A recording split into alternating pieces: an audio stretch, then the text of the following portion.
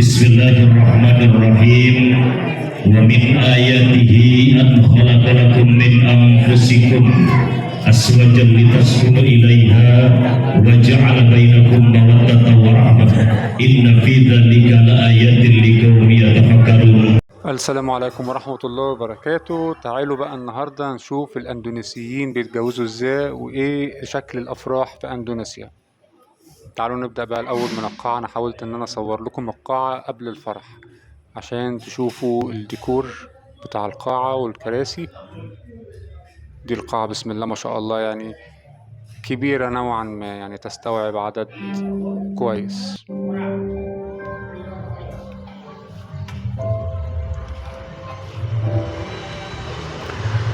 ودي بقى الكوشة. قلت برضو ان انا اوريكم الديكور بيبقى عامل ازاي. لو تلاحظوا تلاقوا ان اغلب الديكور معمول بالورد والاضاءة. يعني هم الاندونيسيين فيهم ميزة ان الديكورات بتاعتهم بتبقى بحاجات بسيطة جدا. طبعا الاسعار بقى بتختلف بقى، يعني انت ايه المكان طبعا سعره يختلف، ايجار المكان زائد طبعا الديكور ده انت بقى اللي بتحدده. يعني بتتفق مع صاحب المكان وتشوف الديكور اللي انت عايزه او الويدنج بلانر وهو يعمل لك اللي انت عايزه. اول حاجة هي لما المعازيم يوصلوا هنلاقي ان كل عيلة معاها زي ظرف صغير كده وجواها فلوس، ودي بقى بتبقى النقطة بيحطوها في صندوق للعريس وللعروسة. طبعا يعني انت بتدفع لقرايبك وبتدفع لاصحابك، ولما اولادك يتجوزوا ان شاء الله هم برضو بيجوا يدفعوا لك زي النظام في الدول العربية ان الفلوس دي بترجع. وبنلاحظ طبعا ان كل واحد بياخد في ايده كيس. الكيس ده بيكون جواه بقى يا اما اكل رز ولحمة مثلا او جاتوه وكيك، انت بقى زي ما انت عايز. يعني كل صاحب فرح بيحدد الحاجة اللي جوه الكيس دي بمزاجه. طبعا بيبقى فيه وليمة طبعا بتاكل جوه الفرح وبتاخد الكيس ده معاك البيت. نلاحظ برضو هنا طريقة السلام الأندونيسي.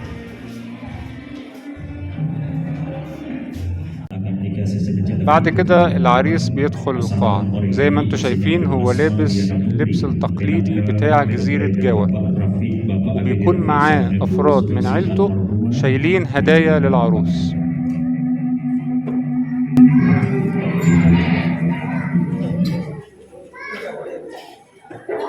زي ما انتوا شايفين كل واحدة من العيلة معاها الهدايا بتاعة العريس.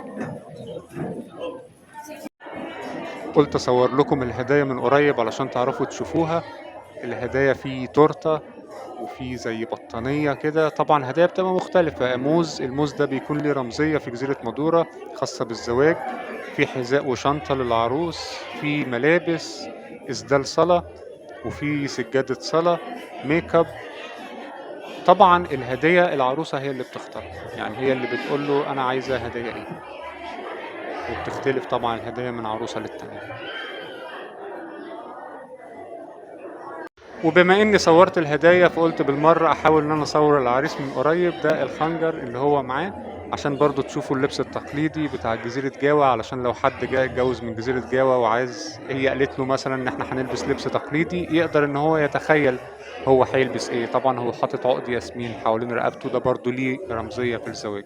وده بقى المهر زي ما انتوا شايفين، هو مكتوب 1,000,000 روبيا، والفلوس متزخرفة. يعني الفلوس يا جماعة اللي هي ايه، الورق اللي انتوا شايفينه احمر وازرق ده، هو ده 1,000,000 روبيا بتديهم لحد وهو بيعملها لك بالشكل ده كديكور.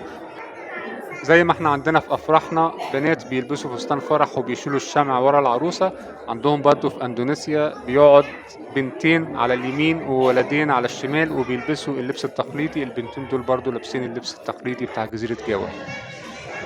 وده الولد، ده اللبس التقليدي بالنسبة للرجال. المعازيم وصلوا وتقريبا المكان بدأ يكتمل. نلاحظ بقى هنا ان الرجال مفصولين عن النساء، يعني الرجال قاعدين في مكان والستات قاعدين في مكان تاني.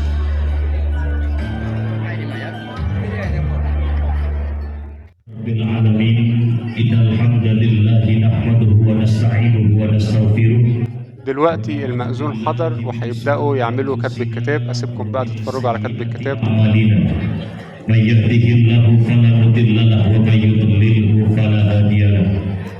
أشهد أن لا إله إلا الله وحده لا شريك له وأشهد أن سيدنا محمدا عبده ورسوله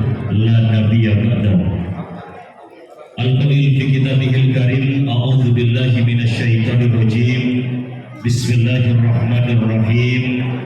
Wa min ayatihi an khalaqa lakum min anfusikum azwajan litaskunu ilaiha wa ja'ala bainakum mawaddatan wa rahmah. Inna fi dzalika laayatin liqaumin yatafakkarun. Ibnal Mukarram Suryanto angkah tuka maktubatakal masulah Liana Putri bintal Mukarram Abdul Rafiq Mauliyata abiha muwakkili bimahli adawati sholah halan. بعد كتب الكتاب جميع الحضور بيقوموا يقفوا علشان الصلاة على النبي، بيبدأوا يعملوا صلوات على النبي. يا نبي سلام عليك يا رسول سلام عليك يا نبي سلام عليك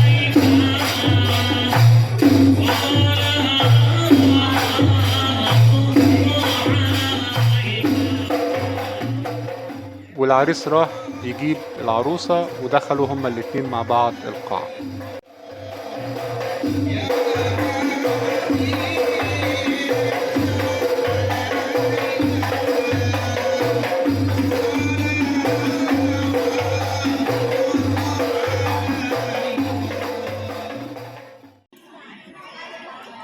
بعد كده الأكل بيتوزع على جميع المعازيم. طبعا أنا كنت شرحت قبل كده إن أنت بتتحكم في الأكل اللي هو بيكون في فرحك، أنت تجيب اللي أنت عايزه.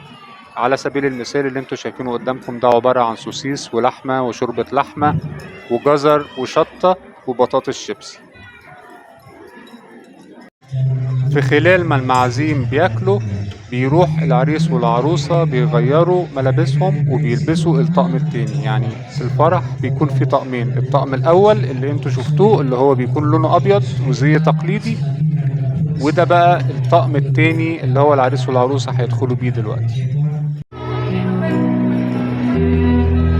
Kalbun untuk setor pengarjukan Tuhan mustajab.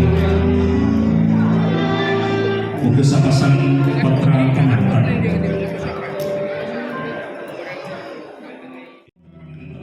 طبعا هم بيمشوا وسط المعازيم بيحيوهم، بعد كده بيرجعوا تاني يقعدوا على الكوشة.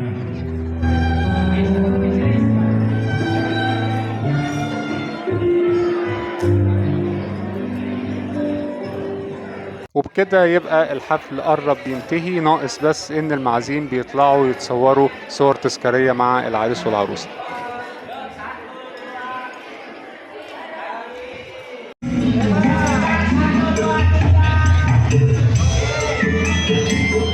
ما تنسوش اللايك والشير، الناس اللي هي ما اشتركتش في القناة تشترك، والسلام عليكم ورحمة الله وبركاته.